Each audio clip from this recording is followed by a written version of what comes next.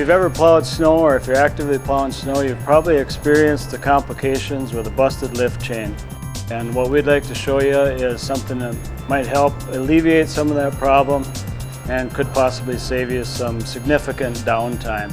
Whenever we hire a new staff member here at Otter Tail, we encourage them to use their creativities in their job.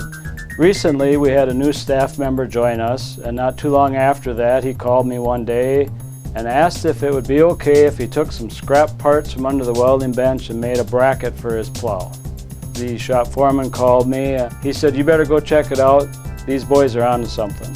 John had some downtime, so he was digging through our scrap iron bin and our parts and had the idea to build the Otter Plow Cushion, which we have on about half of our trucks. You probably have an old wing push post laying around. It's the spring on that push post that takes up that shock in the wing that we're integrating with the plow lift. Our chains would go through here to lift it up and down, and with the rough roads our chains are breaking. So I made a spring. It takes the shock out from the constant jarring when you hit a bump going down the road.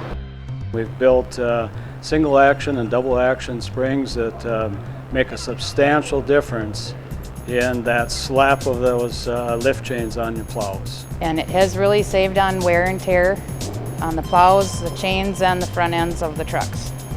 Each department has their best practices, things that work best for them. So they might come up with a little bit different process of building these things. And so that's what I would encourage is creativities to address a common problem and be creative and have it fit to your piece of equipment.